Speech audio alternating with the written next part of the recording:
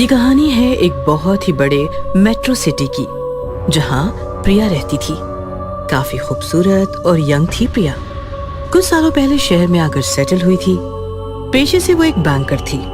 रोज 8 घंटे ऑफिस का काम और बाकी बचा टाइम आराम ही आराम, क्योंकि ना तो उसकी शादी हुई थी और उसके मम्मी पापा भी भैया भाभी के पास थे। मतलब प्रिया अपने आप को ठीक ठाक वक्त दे पाती थी। इन दिनों प्रिया एक किताब पढ़ रही थी, जिसमें एक पॉइंट उसे बार बार परेशान कर रहा था। दरअसल वो किताब एक मशहूर लेखिका ने सांपों के बारे में लिखी थी। सुदर्शन, कल मैंने तुम्हारी दी हुई किताब में पढ़ा, उसमें लिखा था कि ये जो कोबरास मतलब नाग होते हैं ना, उनकी कुछ प्रजातियों में ऐसा पाया जाता है कि वो इच्छाधारी होते हैं। मतलब अगर वो लंबे समय तक बिना नागिन में उलझे हुए कुछ साल सीधी चाल भटकते रहे, तो फिर जमीन पर रेंगते रेंगते ही अचानक दिव्य बन जाते हैं और फिर जब चाहे तब वो इंसानी रूप में आ सकते हैं, इंसानी मादा को जीतने। कहाँ तुम इन बातों को मानती हो? अरे पढ़कर छोड़ दिया करो ऐसी बातें। नहीं सुदर्शन, मेरी लाइफ में ऐसा ही इच्छाधारी नाग है। What? मतलब वो नाग है कि नहीं ये नहीं पता, लेकिन वो इच्छाधारी जरूर है। प्रिया तुम क्या कह रही हो? मेरी तो कुछ भी समझ में नहीं आ रहा। अंशित नाम का एक लड़का है, मैं उससे प्यार करती हूँ। इतना खूबसूरत है कि मैं तुम्हें बता नहीं सकती। प्रिया, क्या किया अंशित ने? दरअसल बात ऐसी थी कि प्रिया जब एक पार्टी में गई थी तो वहाँ उसकी मुलाकात अंशित से हुई। अंशित एक बहुत ही हैंडसम लड़का था, जिसे देखते ही प्रिया ने प्रपोज कर दिया और फिर दोनों काफी करीब आ गए। अंशित करीब आया, ये प्रॉब्लम तो नहीं हो सकती? अंशित मुझे कभी किस नहीं करता। फिर वो उसकी प्रॉब्लम है। अंशित जिस लड़की को किस करता है वो मर जाती है सुदर्शन। अब ये सुनकर सुदर्शन जोरदार शॉक्ड हो गया। What? प्रिया एक दिन सुदर्शन को अंशित के पास ले गई और सुदर्शन ने अंशित को देखा तो उसका माथा ही घूम गया। अंशित नीचे से सांप बनता जा रहा था और ऊपर से इंसान था। ओह माय गॉड, ये सब क्या है? क्या करे सर, मेरी कोई इच्छा ही काम नहीं कर रही। पहले जिस चीज को होठों से लगाता था वो खत्म हो जाती थी, अब तो मेरे अंदर से इंसान ही खत्म हो रहा है। मैं जानवर बन रहा हूँ, और वो भी कौन सा? तो सांप। डोंट वरी माय बॉय, सब ठीक हो जाएगा। मुझे टेंशन इस बात की नहीं है सर कि मेरा क्या होगा, मुझे टेंशन है कि मेरे बाद प्रिया का क्या होगा। सुदर्शन ने इमीडिएटली उस किताब की ऑथर रंजना का एड्रेस निकाला और सुदर्शन प्रिया को लेकर रंजना के पास आया। देखिए, मैंने आपसे अभी आपके बॉयफ्रेंड अंशित के बारे में सुना और आपको मुझे ये बताते हुए अत्यंत खेद हो रहा है कि वो आपसे लगातार झूठ बोल रहा है। यही ना कि वो छिपा रहा है कि वो इच्छाधारी नाग है, वो तो हमें भी पता है। नहीं, उसका जो खतरनाक झूठ है वो ये है कि वो आपसे प्यार करता है। ये सुनकर तो प्रिया के साथ साथ सुदर्शन भी हिल गया। मैम कैसी बातें कर रही हैं आप? वो तो प्रिया को हद से ज्यादा चाहता है। तकलीफ में भी बस प्रिया के बारे में ही सोच रहा है। जानवर अपनी फीमेल को हद से ज्यादा नहीं चाहते। हमारी वाली हदें उन्हें लागू नहीं होती। वो बस फ्लेवर लेते हैं और मौसम टूटते ही छोड़ देते हैं। यहाँ उल्टा हो रहा है। मतलब वो आपको अपनी दुनिया में ले जाना चाहता है, क्योंकि वो इच्छाधारी है और इच्छा पूरी करने के लिए अलग अलग ढोंग रच रहा है। और सेम यही एक्सपीरियंस प्रिया ने रात को लिया। जब वो पूरी तरह सो रही थी तब अंशित अचानक भयानक सा नाग बन गया और प्रिया से लिपट गया। वो प्रिया के होठों को डसना चाहता था, लेकिन डस नहीं पाया। प्रिया झट से जाग गई और उसने नाग को अपनी मुट्ठी में पकड़ लिया। काटो मुझे, मार डालो, क्यों रुके हो, मार डालो। नाग वापस आधा इंसान बन गया। माफ कर दो प्रिया, पता नहीं मुझे ऐसा क्या हो गया, मुझसे रहा ही नहीं गया। मैं जानती हूँ क्या इरादे हैं तेरे, मुझे अपनी दुनिया में ले जाना चाहता है ना तू। अंशित गुस्सा हो गया, काफी ज्यादा भयानक दिखने लगा और जोर से चिल्लाया। हाँ हाँ, मैं तुम्हें ले जाना चाहता हूँ अपने साथ, अपनी दुनिया में। मैं करीब करीब 100-2 साल बिना नागन के रेंगता रहा। अब इच्छाधारी बनने के बाद ऐसी नागन पाना चाहता हूँ जो बस मेरी हो और किसी की नहीं। ऐसा कहकर अंशित जोर जोर से हंसते हुए हमला करने ही वाला था कि तभी सुदर्शन ऑथर रंजना को लेकर वहां आया। रंजना ने झट से फूंक मारी और अंशित इच्छाधारी नाग से नाग की छोटी सी गोली बन गया। रंजना ने वो गोली उठाकर एक शीशी में भर ली। आपका बहुत बहुत धन्यवाद रंजना, लेकिन आप इसे इच्छाधारी नाग की गोली बनाकर क्या करेंगी? रंजना मुस्कुराते हुए बोली, डोंट वरी, ऐसे सैकड़ों नागों से रोजाना रात खेलती हूँ मैं। और फिर रंजना झूमती हुई निकल गई। आगे उस इच्छाधारी नाग अंशित का क्या हुआ पता नहीं, लेकिन सुदर्शन ने तो अपनी प्रिया बचा ली। भूतिया हॉस्पिटल। बहुत समय पहले किसी शहर में एक हॉस्पिटल हुआ करता था। असल में ये एक भूतिया हॉस्पिटल था, जहाँ के डॉक्टर और नर्सें सभी भूत थे। वो हॉस्पिटल में आने वाले पेशेंट का इलाज करने के बहाने उन्हें ऑपरेशन थिएटर में ले जाते और फिर उन्हें मारकर उनका दिल खा जाते। आपने इन्हें हॉस्पिटल लाकर बहुत अच्छा किया। अब आप चिंता मत कीजिए, डॉक्टर साहब इनका अच्छे से इलाज करेंगे। ये कहकर वार्ड बॉय जख्मी आदमी को स्ट्रेचर पर अंदर ले गया। लेकिन कुछ समय बाद वार्ड बॉय वापस आया और बोला, माफ करना, जिस आदमी को आप लाए थे वो नहीं बच सका। लेकिन उसको तो बस पैर पर चोट आई थी। पैर पर चोट लगने से कैसे कोई मर सकता है? पता नहीं, लेकिन डॉक्टर ने उसे बचाने की पूरी कोशिश की थी। वार्ड बॉय की बात सुनकर वो दोनों आदमी वहाँ से चले गए और वार्ड बॉय अंदर ऑपरेशन थिएटर में आ गया। डॉक्टर साहब, मैंने उन आदमियों को भेज दिया है। अब हम आराम से इस आदमी को खा सकते हैं। बस ऐसे ही लोग हमारे पास इलाज के लिए आते रहे और हम उनका दिल खाकर रोज पार्टी करते रहे। बहुत महीनों तक ऐसे ही चलता रहा। फिर एक दिन मोहित नाम का आदमी अपने पिताजी को लेकर हॉस्पिटल आया। डॉक्टर साहब, मेरे पिताजी के सीने में दर्द हो रहा है, आप जल्दी से इनका इलाज कर दीजिए। लगता है इनका जल्द से जल्द ऑपरेशन करना पड़ेगा। ऑपरेशन? लेकिन इनके सीने में तो मामूली सा दर्द है। सीने का कोई भी दर्द मामूली नहीं होता। आप यहीं इंतजार कीजिए, मैं अभी इन्हें ऑपरेशन थिएटर ले जाकर इनका इलाज करता हूँ। वार्ड बॉय और डॉक्टर मोहित के पिताजी को ऑपरेशन थिएटर ले गए। फिर कुछ देर बाद डॉक्टर और वार्ड बॉय मोहित के पास आए और बोले, माफ कीजिएगा, हम आपके पिताजी को नहीं बचा सके। क्या? लेकिन उन्हें तो मामूली सा दर्द था। मैंने आपसे पहले भी कहा था, सीने का कोई भी दर्द मामूली नहीं होता। मोहित अपने पिताजी की लाश लेकर घर लौट आया, लेकिन उसे डॉक्टर की बात कुछ हजम नहीं हो रही थी। दाल में जरूर कुछ काला है। मेरे पिताजी ऐसे नहीं मर सकते। मैं इस रहस्य का पता लगाकर ही रहूंगा। ये सोचकर वो अगले दिन हॉस्पिटल पहुंचा और चुपके से ऑपरेशन थिएटर में छुप गया। अब देखता हूँ ये डॉक्टर कैसे ऑपरेशन करता है। कुछ देर बाद डॉक्टर, नर्सेज और वार्ड बॉय एक पेशेंट के साथ ऑपरेशन थिएटर में आए। चलो इसका इलाज शुरू करते हैं। डॉक्टर के ऐसा कहते ही सभी अपने भूतिया रूप में आ गए। ये देखकर मोहित डर से कांपने लगा। ये सब तो भूत है। चलो जल्दी से इसका दिल निकालते हैं। मजा आ गया। मुझे इंसानों का दिल बहुत स्वादिष्ट लगता है। थोड़ा हमें भी खिलाइए डॉक्टर साहब। लो तुम भी खाओ और तुम भी लो। भूतों को इंसानी दिल खाते देख मोहित को उल्टी आ गई और भूतों ने उसे देख लिया। तुम यहाँ क्या कर रहे हो? मुझसे गलती हो गई, मैं यहाँ गलती से आ गया, मुझे जाने दो। ठीक है चले जाओ, बस अपना दिल हमें दे जाओ। अगर तुम मुझे जाने दोगे तो मैं एक दिल के बदले कल तुम्हें 2 दिल ला कर दूंगा। क्या? 2 दिल? हाँ, मैं कल 2 इंसानों को तुम्हारे लिए लेकर आऊंगा। एक के बदले 2?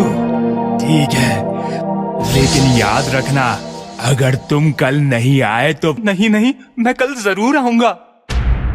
ऐसा कहकर मोहित अपनी जान बचाकर भूतिया हॉस्पिटल से निकल आया। आज तो बच गया, लेकिन कल इन भूतों के लिए मैं 2 आदमी कहाँ से लाऊंगा? वो ये सोचता हुआ अपने घर की तरफ जा रहा था, तभी उसने सामने दीवार पर लिखा देखा, बंगाली तांत्रिक किसी भी तरह के भूत प्रेत के इलाज के लिए संपर्क करें। एक बार इस तांत्रिक से मिलकर देखता हूँ। मोहित तांत्रिक के पास गया और उसने तांत्रिक को सारी बात बताई। चिंता मत कर बेटा, तेरी चिंता आज से मेरी हुई। अब देख मैं उन भूतों का क्या करता हूँ। अगले दिन मोहित भूतिया हॉस्पिटल पहुँचा।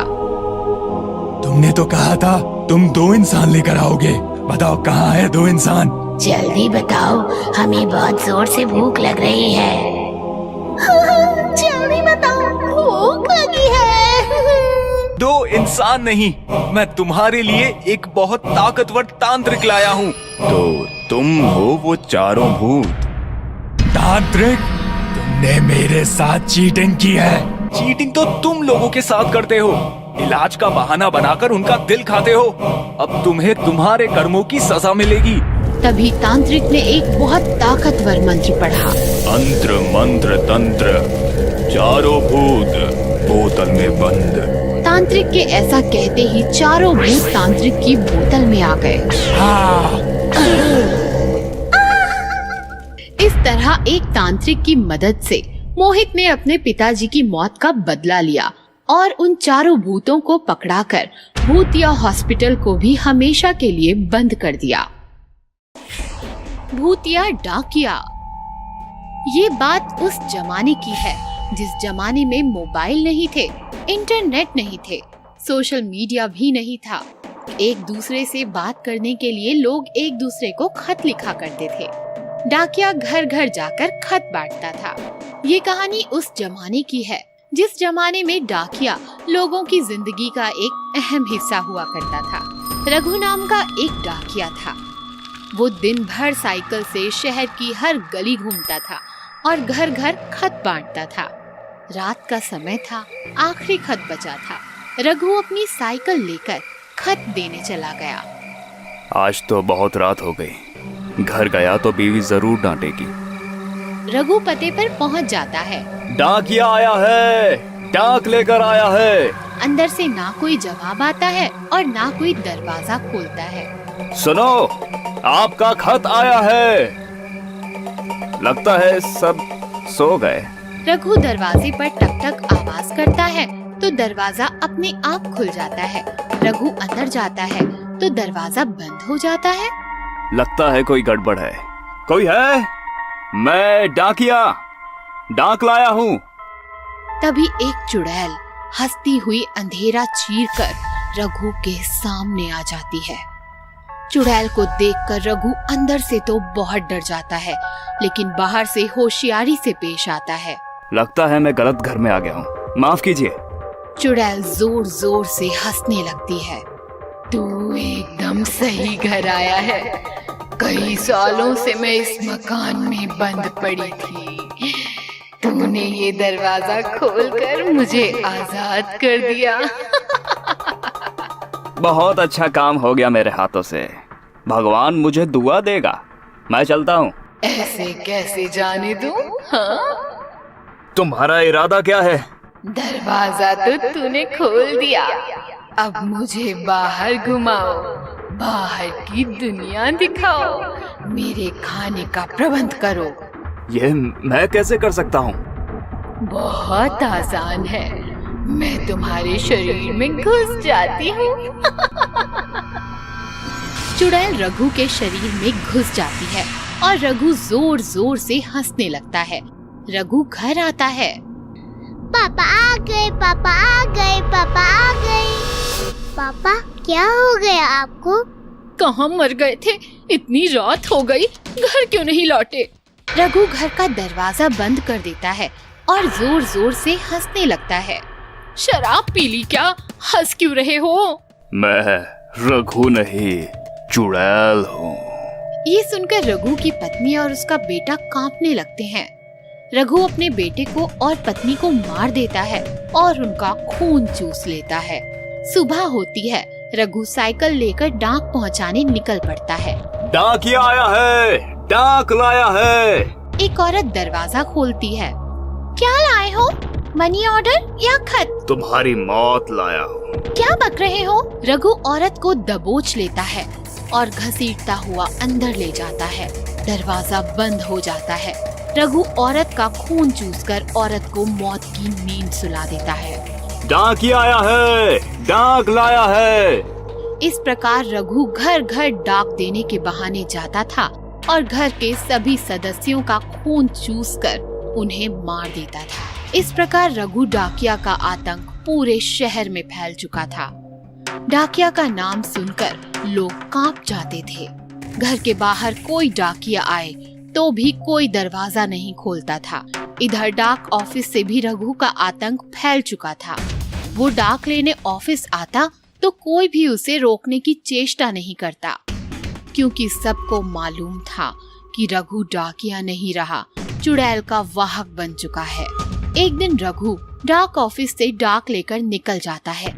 तभी डाक ऑफिस में एक खत लिए डिटेक्टिव करण आता है। ये खत मेरे घर पर किसने छोड़ा था? डाक मास्टर खत देखता है। यह खत रघु ने छोड़ा है। आपको शर्म नहीं आती? एक खूनी डाकिया पाल रखा है तुम लोगों ने।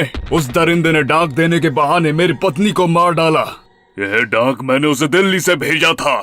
उसका कोई जवाब नहीं आया तो घर आकर देखा पत्नी मर चुकी थी।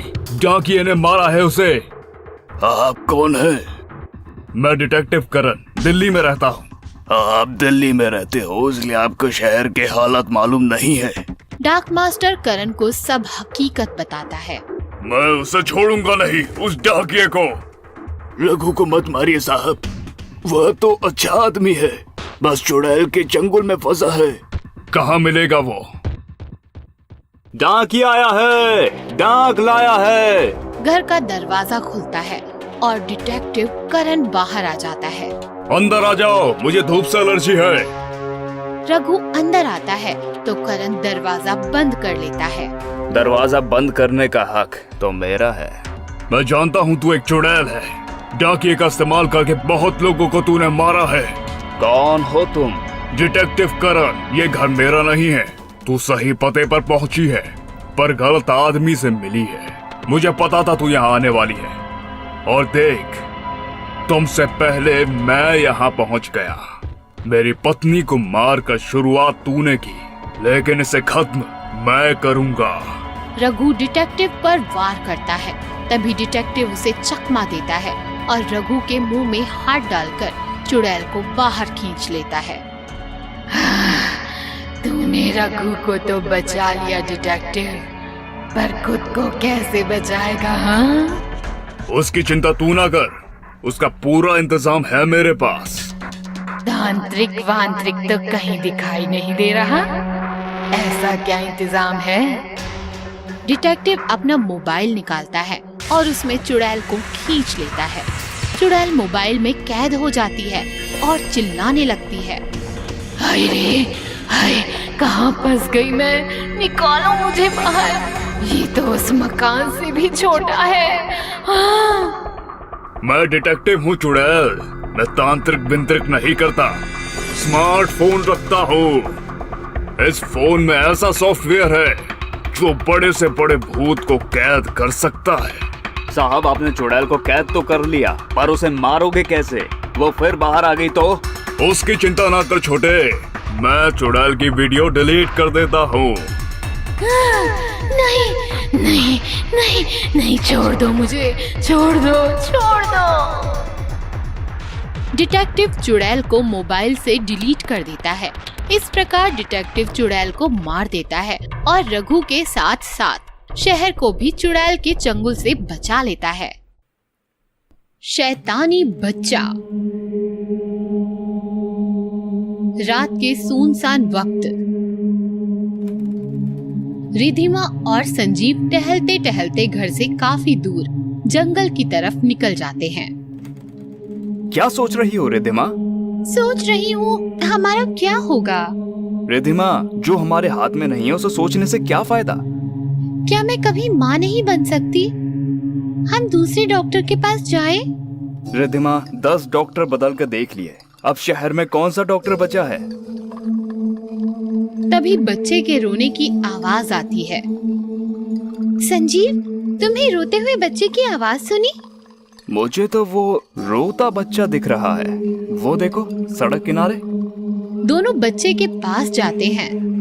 बेटा, तुम यहाँ क्यों बैठे हो? तुम्हारा नाम क्या है बेटे? बच्चा जवाब नहीं देता, बस रोता रहता है। रोते रोते अचानक शैतान बन जाता है। नहीं! चिल्लाती हुई रिद्धिमा बिस्तर पर से उठ जाती है। तेज सांसें चलने लगती हैं। क्या हुआ रिद्धिमा? बुरा सपना देखा क्या? बहुत बुरा। संजीव, हमने किर्शित को घर लाकर गलती तो नहीं की ना? ऐसा मत सोचो रिद्धिमा, किर्शित अच्छा बच्चा है। 2 दिन में कितना घुल मिल गया है। बस गूंगा है, बोल नहीं पाता। उसके माता पिता कौन है, कहाँ है? अब किर्शित हमारा बच्चा है। जो इतने प्यारे बच्चे को रास्ते पर छोड़कर चले गए, उनके बारे में हम क्यों सोचें? सो जाओ, कल किर्शित का स्कूल में दाखिला कराना है। सुबह होती है। रिद्धिमा, किर्शित कहाँ है? तैयार हो रहा है, आता ही होगा। किर्शित हॉल की तरफ आता है। ये लो, आ गया। बेटा, एक शूज की लेस तो खुली छोड़ दिया आपने।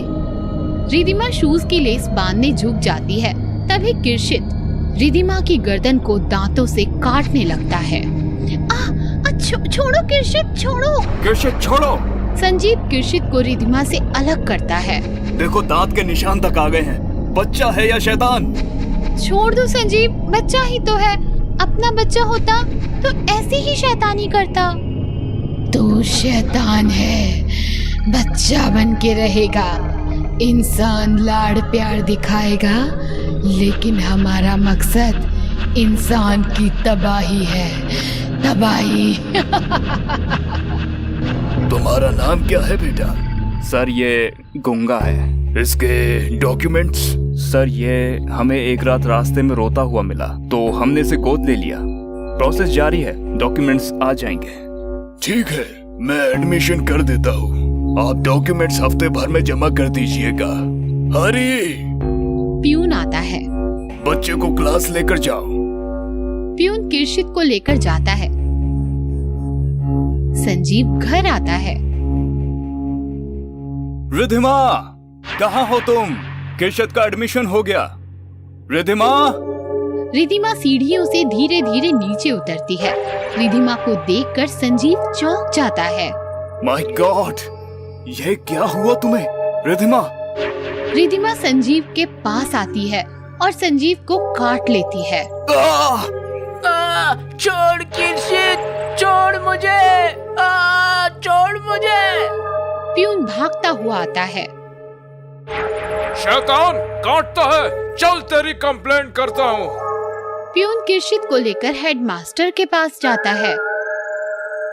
क्या हुआ हरी? सर, इस बच्चे ने सोहेल को बुरी तरह से काटा, उसकी गर्दन से खून बह रहा है सर। क्या? जाओ तुम सोहन की मलहम पट्टी करो, इससे मैं देखता हूँ। प्यून चला जाता है। किर्शित, मुझे तुमसे यह उम्मीद नहीं थी। मिस्टर संजीव को अभी फोन करता हूँ। प्यून भागता भागता आता है। सर, गजब हो गया, सोहेल सारे बच्चों को काट रहा है। व्हाट? चलो। दोनों भागते भागते आते हैं और देखते हैं कि स्कूल के सारे बच्चे एक दूसरे को काट रहे हैं। सबके दांत और नाखून निकल आए हैं। हाथ पैर पर लंबे लंबे बाल उगाए हैं। माय गॉड, ये क्या हो रहा है? Stop it! I said stop it! तभी एक दांत और नाखून बढ़ी हुई, शरीर पर लंबे बाल बढ़ी हुई टीचर रोते रोते हेडमास्टर के पास आती है। मिस मेहरा, ये सब क्या है? सर, उस सोहेल ने मुझे काटा। रोते रोते टीचर हेडमास्टर के गले पड़ती है और हेडमास्टर को काट लेती है। मिस मेहरा, ये क्या किया आपने? हरी, जल्दी आओ। पुलिस, डॉक्टर, सबको फोन करो फौरन, हालात बिगड़ते जा रहे हैं। हरी भागता हुआ निकल जाता है। थोड़ी ही देर में हेडमास्टर हंसने लगता है। उसके भी दांत और नाखून बढ़ने लगते हैं और वो मिस मेहरा को काट देता है। इस प्रकार सारे बच्चे टीचर्स एक दूसरे को काट रहे थे। इधर हरी हेडमास्टर ऑफिस आता है। वहाँ किरशित सर झुकाए खड़ा होता है। ये सब तुम्हारी वजह से हो गया। कौन हो तुम? Hello, police station. किरशित हरी की गर्दन को पकड़ के लंबे दांतों और नाखूनों से हरी को काट रहा है। किरशित पूरा शैतान बन चुका है। भगदड़ मची है। बच्चे, टीचर्स, हेडमास्टर सब एक दूसरे को काट रहे हैं, अजीब आवाजें निकाल रहे हैं, अजीब हरकतें कर रहे हैं। तभी स्कूल कॉरिडोर से हरी के पीठ पर बैठकर किरशित की एंट्री होती है। लंबे दांत, नाखून और बालों से हरी एकदम डरावना दिख रहा है और किसी जानवर की तरह हाथ और पैरों से जमीन पर रेंगता हुआ किरशित को बाहर ला रहा है। किरशित को जानवरों की तरह अजीब आवाज निकालकर सलामी देते हैं और चुपचाप बैठ जाते हैं। शैतानी साम्राज्य में आपका स्वागत है। आप शैतान बन चुके हो। मैं तुम्हारा राजा, शैतानों का शैतान। तुम्हें आदेश दे रहा हूँ, शहर के हर आदमी को, बच्चे, बूढ़े, औरत, सभी को काट कर शैतान बनाना तुम्हारी जिम्मेदारी है।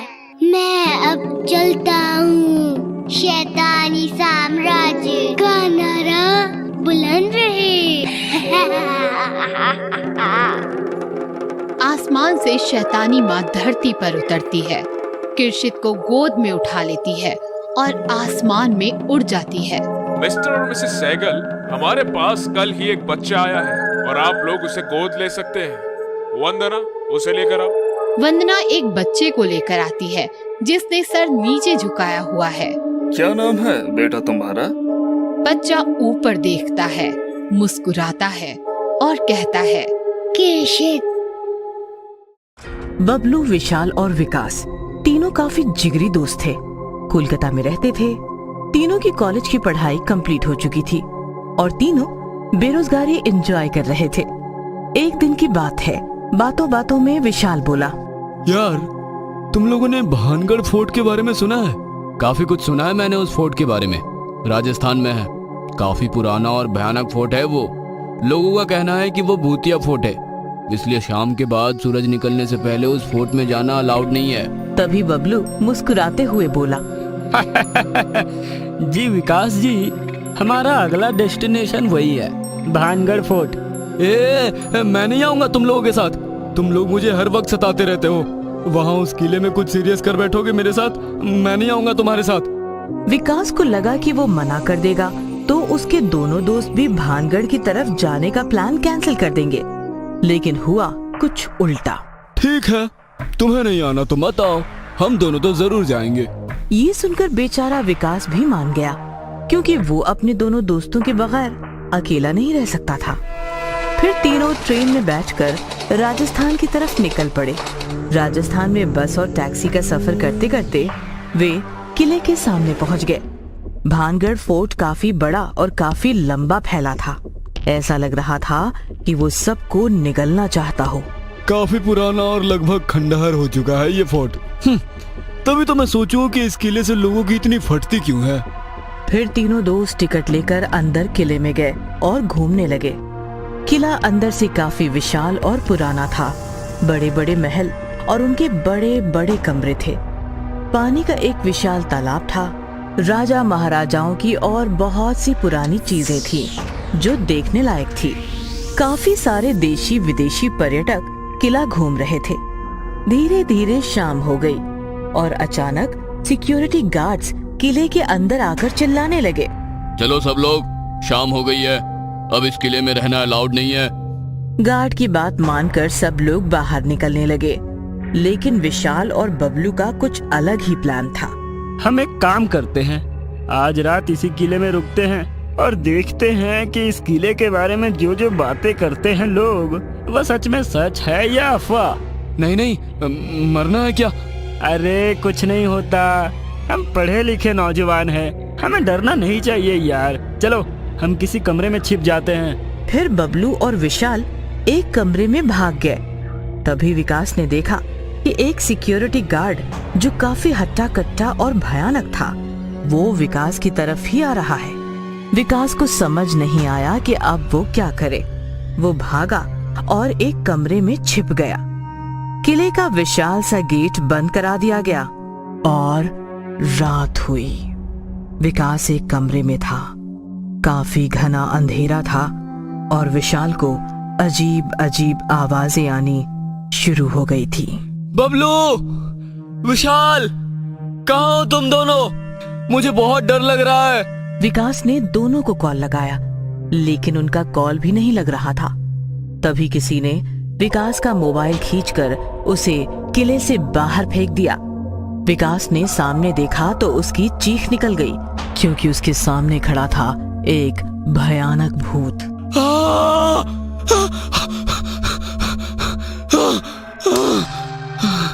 विकास डर के मारे किले में इधर उधर भागने लगा तो किले में इधर उधर बस भूत ही भूत मंडरा रहे थे।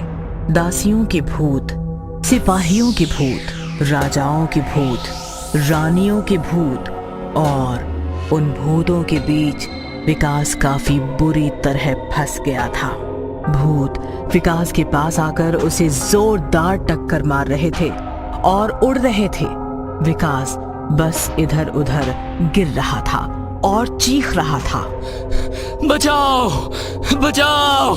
इधर किले के बाहर एक सिक्योरिटी गार्ड बैठा था। तभी विशाल और बबलू उसके पास आए। तुम दोनों यहाँ क्या कर रहे हो? भाग जाओ यहाँ से। विशाल रोते हुए बोला, हमें माफ कर दीजिए, हमसे गलती हो गई। हमने मजाक मजाक में हमारे दोस्त को बताया कि हम रात भर किले में रुकेंगे। उसे लगा सच में रुकेंगे। हम होटल चले गए, लेकिन वो होटल नहीं लौटा। प्लीज कुछ कीजिए। जो भी हो, किले का दरवाजा तो अब सीधे सुबह ही खुलेगा। बबलू ने काफी सारे पैसे गार्ड को दिए और गार्ड मान गया। उसने किले का दरवाजा खोला और तीनों किले में विकास को ढूंढने लगे। विकास, विकास, क्या तुम हमें सुन पा रहे हो? तभी गार्ड पर अचानक एक भूत ने हमला किया और देखते ही देखते गार्ड भी एक भयानक भूत बन गया। बबलू बचो! गार्ड का भूत बबलू और विकास को मारने के लिए उनके पीछे भागने लगा। दोनों दोस्त उस भूत से बचने के लिए किले में इधर उधर भागने लगे। भागते भागते वो एक कोने में आकर छिप गए। तभी बबलू को वहाँ उस कोने में विकास बैठा हुआ दिखा। विकास, विकास, तुम होश में तो हो? विकास, चलो यहाँ से, हम पर किसी भी वक्त हमला हो सकता है।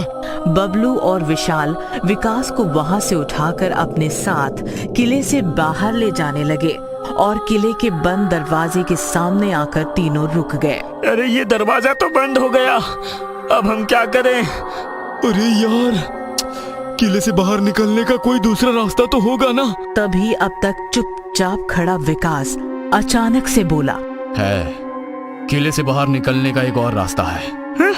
कौन सा रास्ता है वो? वो रास्ता है तुम दोनों की मौत। और अचानक विकास जोर जोर से हंसने लगा और हंसते हंसते विकास एक भयानक भूत बन गया। विकास, विकास, हम तुम्हारे दोस्त हैं, याद करो। दोस्त? मेरे दोस्त तो अंदर है। ऐसा मत बोलो विकास। सॉरी यार, हमसे गलती हो गई जो तुम्हारे साथ मजाक किया। विकास, अगर हम तुम्हारे दोस्त नहीं है तो फिर कौन है हम? पहचानो हमें। पहचान लिया तुम दोनों कौन हो। हैं? कौन है हम? तुम दोनों हो मेरा शिकार। ऐसा कहकर विकास ने बबलू और विशाल पर जोरदार हमला किया और दोनों को मार दिया। फिर विकास का भूत वापस वहां से अंदर अंधेरे किले में चला गया और हमेशा हमेशा के लिए भानगढ़ फोर्ट के राज में खो गया। पुरानी हवेली। आजमगढ़ में 400 साल पुरानी एक हवेली थी। लोग उसे अंग्रेजों के जमाने वाली हवेली कह के पुकारते थे। हवेली काफी पुरानी और सुनसान थी, इसीलिए कोई भी उस हवेली की तरफ नहीं जाता। बस आजमगढ़ के नशेड़ी, गंजेड़ी और बेवड़े लोग उस हवेली में दिन रात पड़े रहते थे, हंगामा करते थे। राजू दादा, कोई अंग्रेज अधिकारी इस हवेली में अपनी आइटम लेकर आया था, सच था क्या? भाई बोतल कसम, मेरे दादा ने बताया था। क्या औरत थी भाई वो, अरे आग थी आग, अरे मानो कपड़े में लिपटा सोना। जॉर्ज नाम का कोई अंग्रेज लेकर आया था उसे। दोनों प्यार करते थे, काफी दिन दोनों साथ रहे। फिर किसी काम से जॉर्ज को जाना पड़ा और वो वापिस ही नहीं आया। फिर उस लड़की का क्या हुआ? उसका क्या होना था है? कुछ दिन ऐसे ही हवेली में शराब पीकर पड़ी रही और फिर रोने लगी। गांव में आधी रात में घूमती थी भाई उसकी आवाज। तो क्या लोगों ने उसकी मदद नहीं की? अरे फटती थी लोगों की अंग्रेजों से। हवेली की परछाई में भी खड़ा नहीं रहता था कोई। ओ, फिर आगे क्या हुआ? अबे होना क्या था, नशे में पागलों की तरह चीखती चिल्लाती रही और फिर अचानक एक दिन उसकी आवाज ही शांत हो गई। वो क्यों? अबे हमारे जैसे आवारा लड़कों ने उसकी हालत का फायदा उठाया। अमावस की रात देखकर 4-5 हवेली के अंदर घुसे और उसकी इज्जत लूटकर उसे मारकर हवेली में दफना कर चले गए। तब से ये हवेली सुनी पड़ी है, ना जॉर्ज आया ना दूसरा कोई और। कहानी और शराब के प्रभाव से राजू के पंटर डर गए। रात भी काफी हो गई थी, अंधेरा था। छोटू ने माचिस जलाई, तभी कोई पीछे से आया और फूंक मारकर चला गया। ये फूंक किसने मारी? अबे फूंक कौन मारेगा, हवा से बुझ गई होगी। साला गिलास नहीं दिख रहा है ठीक से। छोटू ने फिर से माचिस जलाई। रोशनी में उसने देखा कि राजू के पीछे कोई लड़की बैठी उसकी तरफ देखकर हंस रही थी। कौन है? अबे कहाँ? अरे राजू दादा के पीछे। मेरे पीछे हैं? राजू ने पीछे मुड़कर देखा तो पीछे कोई नहीं था, लेकिन जैसे ही उसने सामने देखा उसके सामने एक लड़की का चेहरा आ गया।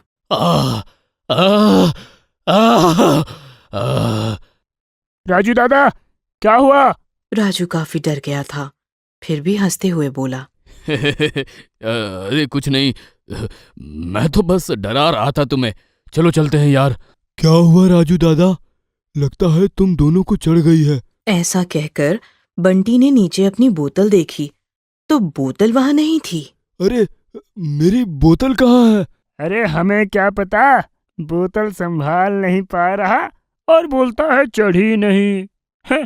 तभी बंटी ने देखा कि उसकी बोतल हवेली के दूसरे कमरे में रखी हुई है। क्या यार, क्यों खेल रहे हो मेरे साथ? वो देखो, बोतल उस कमरे में है। तो जाना लेकर आ। बंटी बोतल लेने के लिए दूसरे कमरे में आया। जैसे ही बोतल उठाकर वो पीछे मुड़ा, उसकी चीख निकल गई, क्योंकि उसके पीछे एक भयानक भूतनी खड़ी थी। भूत! भूतनी झट से रूप बदलकर एक खूबसूरत लड़की बन गई और बंटी के गले लग गई। डर के मारे बंटी की आवाज नहीं फूट रही थी। George, George darling, I love you. मैं जॉर्ज नहीं हूँ, छोड़ो मुझे। पता है तुम जॉर्ज नहीं हो, जॉर्ज तो तुम्हारे पीछे खड़ा है। बंटी ने पीछे मुड़कर देखा तो पीछे जॉर्ज का भयानक भूत खड़ा था। बंटी चीख पाता उससे पहले ही जॉर्ज का भूत बंटी के शरीर में घुस गया और बंटी लड़की की तरफ देखकर मुस्कुराया। लड़की भी मुस्कुराते हुए भयानक भूतनी बन गई और फिर गायब हो गई। इधर राजू और छोटू बंटी को पुकार रहे थे। ए बंटी आना, ए बंटी बोतल मिली क्या रे? ए बंटी! लगता है बंटी वही बोतल के साथ लुढ़क गया। तभी बंटी बोतल लेकर आया। उसकी आंखें, उसका रवैया, सब कुछ बदल चुका था। बैठ बंटी। बंटी, तू हमको पागल समझता है? हाँ क्या रे साला, मैंने तुमको ये कहानी क्या सुनाई, तुम लोग मुझे ही बनाने लगे। ये माचिस बुझाकर बोलता है किसने बुझाई, तू बोतल उधर रख कर आया और फिर बोलता है बोतल किसने छिपाई। सब नौटंकी है साला। राजू दादा, झिलमिल की इज्जत लूटकर उसे दफना दिया उन लोगों ने। उसी रात जॉर्ज लौट कर आया और उसने झिलमिल को हवेली में दफनाया हुआ पाया। वह सह ना सका और उसने भी झिलमिल के साथ गाड़ लिया खुद को। अबे क्या बक रहा है? कौन झिलमिल? वही लड़की जिसे जॉर्ज हवेली में लेकर आया था।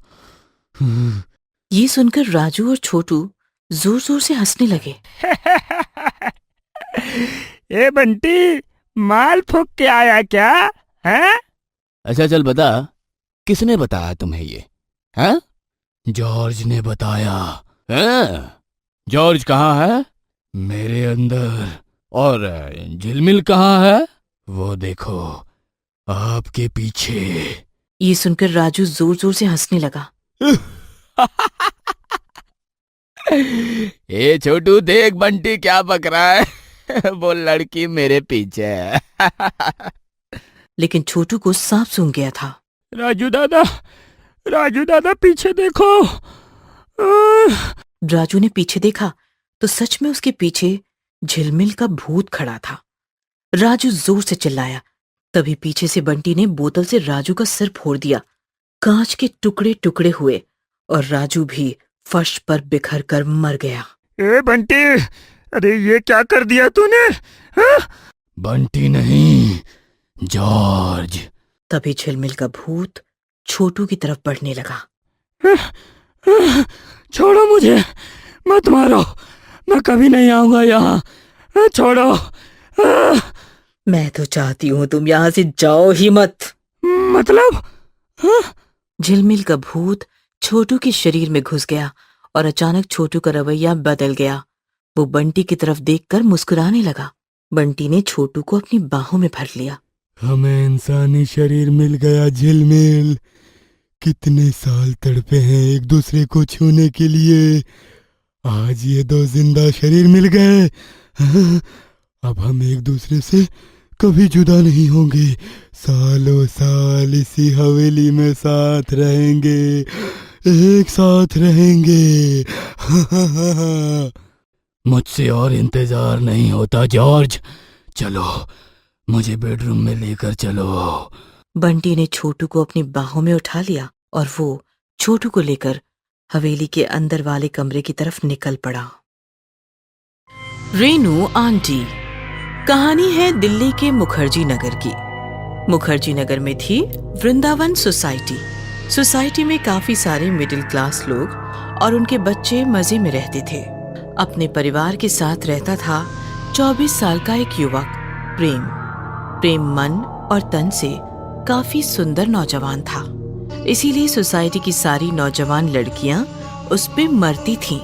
चाची के पास आलू पनीर की सब्जी छोड़कर गई थी, कैसी लगी? मुझे आलू पनीर नहीं पसंद। तो आज शाम को चाइनीज खाने चले? मुझे चाइनीज भी नहीं पसंद। प्रेम भैया, चलो सब आ गए हैं। हाँ हाँ चलो चलो। पागल कहीं का, इतना बड़ा हो गया है फिर भी बच्चों में खेलता है। एक दिन प्रेम अपने छोटे दोस्तों के साथ क्रिकेट खेल रहा था। प्रेम भैया, इस बार सिक्सर चाहिए। हाँ गोलू, मेरा फोकस ब्रेक मत कर। बाप रे, अब बॉल कौन लाएगा? मैंने मारा है तो मैं ही लाऊंगा। ऐसा कहकर प्रेम बॉल लाने के लिए निकल गया और सारे बच्चे डर से बिल्कुल ठंडे पड़ गए, क्योंकि बॉल रीनू आंटी के घर में गई थी। रीनू ने बॉल प्रेम की तरफ बढ़ाया। प्रेम ने बॉल को पकड़ा, लेकिन रीनू ने बॉल छोड़ा ही नहीं। उसने प्रेम का हाथ पकड़ लिया। आंटी क्या कर रही हो? प्रेम, रीनू वृंदावन सोसाइटी की अकेली औरत थी जो अकेली रहती थी। लोगों का कहना था कि वो जादू टोना करती थी। ओम ह्रीम ह्रीम पशुपटक स्वाहा। ओम ह्रीम ह्रीम पशुपटक स्वाहा। ऐसा नहीं था कि रेणु का पति नहीं था। कुछ सालों पहले रेणु का पति मनीष ही उसे सोसाइटी में लाया था, लेकिन 6 महीने बाद वो घर से चला गया और फिर रेणु के पास वापस कभी नहीं लौटा। रेणु दिन रात घर में जादू टोना करती थी। लोगों को उससे शिकायतें तो बहुत थी, लेकिन फिर मैं कहता हूँ छोड़ो उसे, करने दो उसे जो करना है, हमें कोई तकलीफ तो नहीं पहुँचा रही है ना। साफ साफ बात तो ये थी कि सोसाइटी के लोग रेणु से डरते थे। गर्मियों की छुट्टियों में प्रेम अपने परिवार से विदा लेकर पूना में एक कोर्स कंप्लीट करने निकल गया। अच्छा मम्मी, मैं चलता हूँ। बेटा, ख्याल रखना अपना। प्रेम के जाने से सोसाइटी के 2 लोग अंदर से बहुत दुखी थे। एक थी शुक्ला जी की शालू और दूसरी थी रेणु आंटी। प्रेम प्रेम प्रेम। कुछ दिन बीत गए। शालू शादी होकर ससुराल चली गई और रेणु आंटी कहाँ चली गई, किसी को कोई खबर नहीं थी। अरे यार, बॉल वापस उसी घर में चली गई। अरे डरने की क्या बात है, चलो सब मिलकर ढूंढते हैं। घर पूरा खाली है, हमें हमारी सारी बॉल्स मिल जाएंगी। एक दिन प्रेम फिर से हमेशा के लिए वृंदावन सोसाइटी वापस चला आया। बरसात का मौसम था, सारे बच्चे स्कूल में थे। सोसाइटी काफी सुनसान थी। लगता है चिल्लर पार्टी अब बिजी हो गई है। प्रेम ऐसे सोचते हुए अपने घर की तरफ बढ़ रहा था और प्रेम को खिड़की से कोई देख रहा था। जी हाँ, वो शालू नहीं थी, वो थी रेणु आंटी। प्रेम आ गया। अब मुझे मेरा प्रेम मिल जाएगा। इस बार मैं अपने प्रेम को पाकर रहूंगी। रात का खाना खाकर प्रेम अपनी बेडरूम में सो गया था। गहरी नींद में था काफी। उसने करवट बदली और किसी ने उसका माथा चूम लिया। दूसरे दिन सुबह हो गई। सारी सोसाइटी जाग गई थी, लेकिन प्रेम अभी भी बिस्तर में था। डॉक्टर उसका इलाज कर रहे थे। मुझे समझ नहीं आ रहा, इतना हल्का बुखार होने के बावजूद भी शरीर इतना कमजोर कैसे हो सकता है। अभी कुछ मेडिसिन दे देता हूँ, असर नहीं दिखा तो एडमिट कर देना। तू भूखी है ना? मैं भी भूखी हूँ, हम दोनों भूखी हैं। आज रात मेरी भूख तो मिट जाएगी। तू देख ले, तुम्हें अपनी भूख का क्या करना है।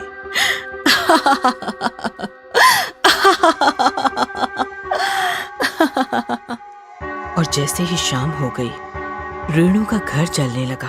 चाचा, उस घर को आग लगी है, बहुत सामान है उसमें। अरे तू कब गया था उस घर में?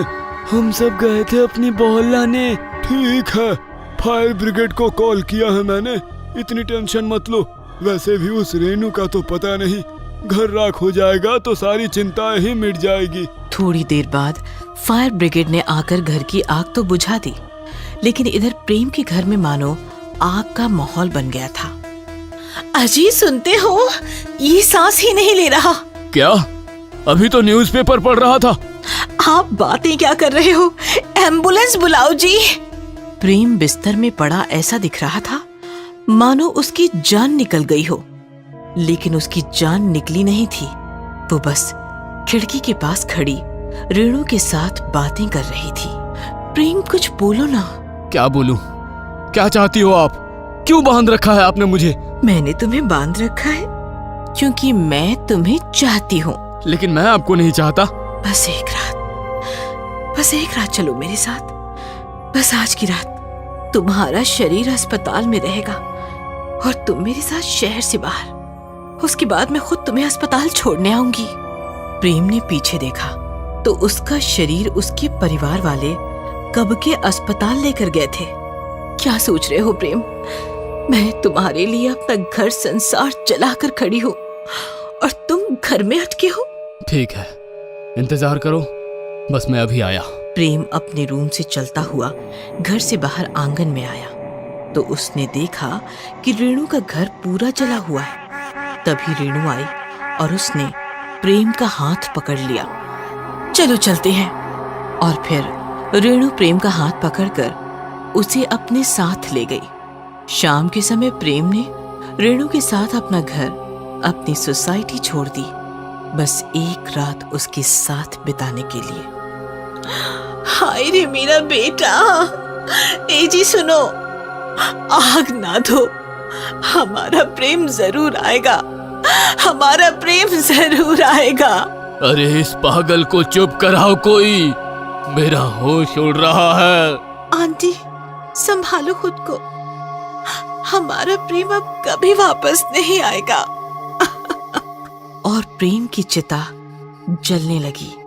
देखते ही देखते आग भड़क गई और प्रेम का बस 2 दिनों का बीमार शरीर मौत के बाद आग से लिपट गया। और रेणु आंटी के साथ गया हुआ प्रेम अपनों के पास कभी वापस नहीं लौट सका। प्रेतों की पाठशाला। बिलासपुर 23,000 लोगों की तादाद वाला कस्बा, जिसे आज से पहले कोई ज्यादा जानता नहीं था, पर आज वो न्यूज की हेडलाइन बन गया है। एक स्कूल में 2 दिन में 3 बच्चों और 2 अध्यापकों की अस्वाभाविक मृत्यु हो गई थी। 1 हफ्ते पहले वजह कोई बता नहीं पा रहा था। अफवाह है या हकीकत, पर सुना है कि वो पाठशाला प्रेतों की है। रिपोर्टिंग के वक्त एकदम से आवाज आई, चाय लेंगे साहब। रिपोर्टर डर जाता है और देखने के बाद उसको अजीब हालत में और ज्यादा डरा हुआ महसूस कर रहा है, क्योंकि वो भूत जैसा ही भयानक दिख रहा है। तुम कौन हो?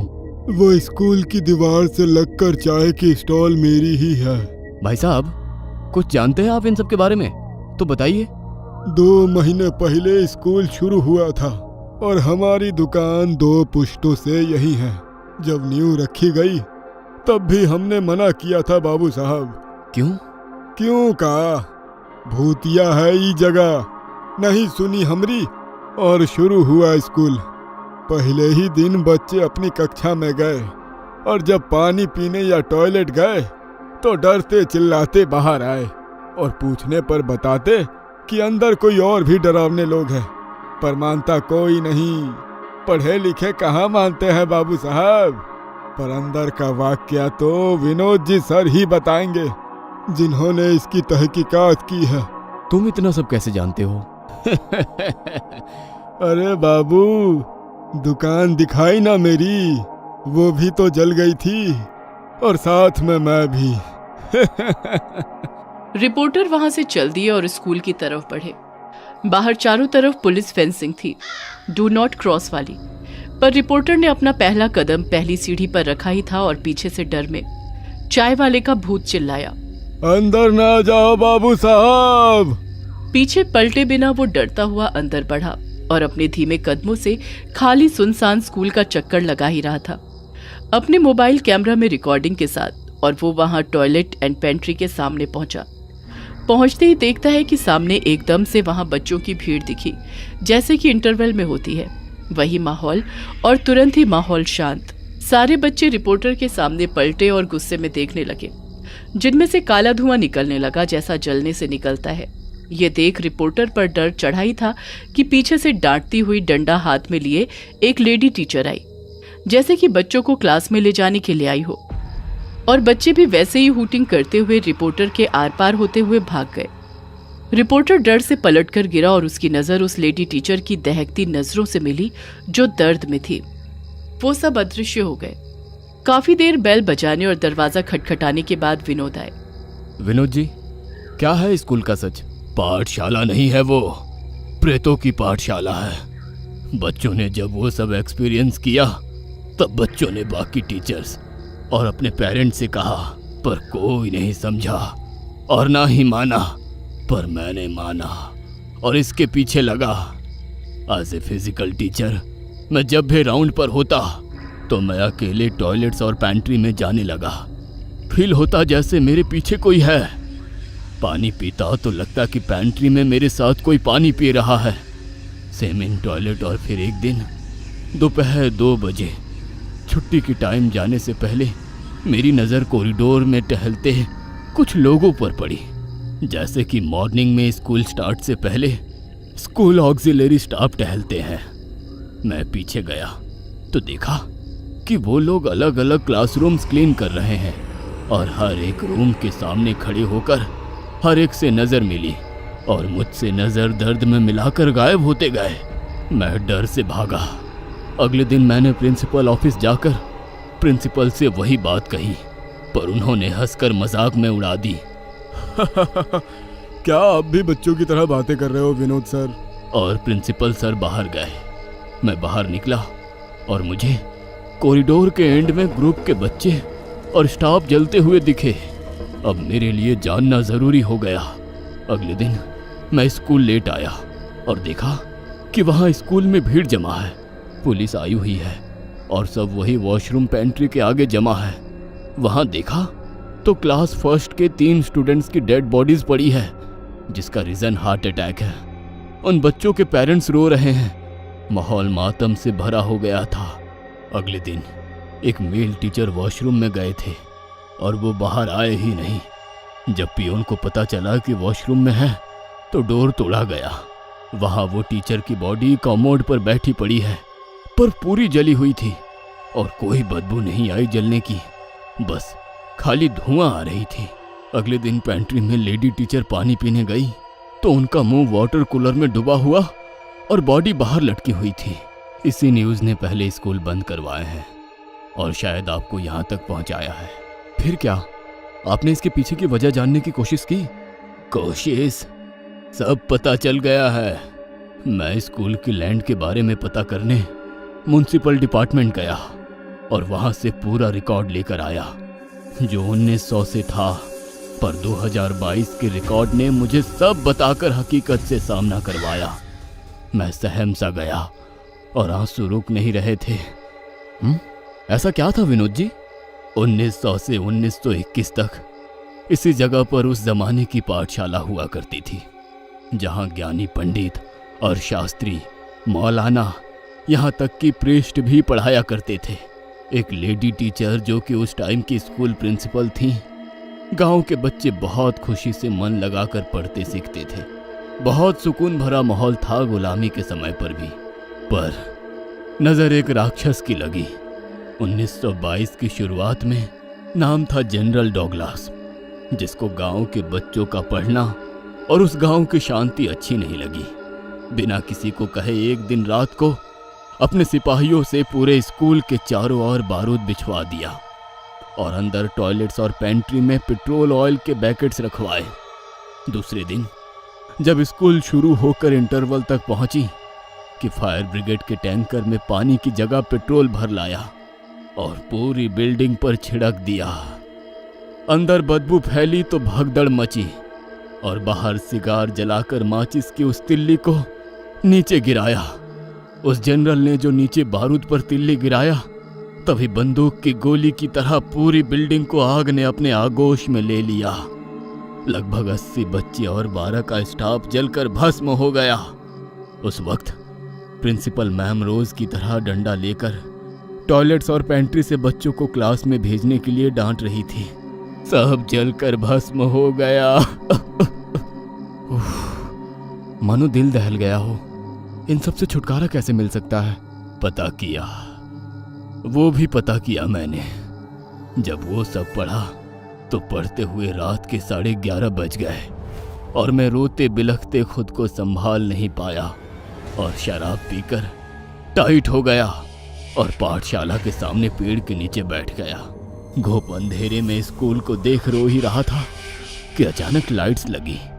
बच्चे और पूरा स्टाफ अंदर क्लास में जाने लगे। क्लास में पढ़ाई शुरू। थोड़ी देर बाद स्कूल आग के लपटों से जलती हुई दिखी और सब सामने जलते हुए खड़े दिखे जो अंदर थे। वो मंजर देखकर मैं भागा, जोर से भागा और भागता हुआ घर आ पहुंचा और बेड पे वैसे ही गिर गया। सारा पिया हुआ उतर गया। सुबह सब याद था, पर वो रात को जो देखा सच था या नहीं पता करने में 4 रातों तक लगातार गया और सब वैसे ही सामने दिखा रोज। और रिपोर्टर साहब, मैंने पी भी नहीं रखी थी चारों दिन। आपने बहुत कुछ देखा है हिम्मत के साथ। आप बच गए, बस वही काफी है। किसने कहा कि मैं बच गया? रिपोर्टर पसीने से लथपथ हो गया और देखा कि विनोद इंसान से जलता हुआ पुतला बन गया और बोला, मैं तो पूरी पाठशाला के साथ ही जल गया था। अतृप्त आत्मा हूँ, भटक रहा था। विनोद धुएं के साथ उड़ता हुआ अदृश्य हो गया। कुछ कहानियां अधूरी रह जाती है क्योंकि उनके पीछे की सच्चाई कोई समाधान नहीं ढूंढ पाती है।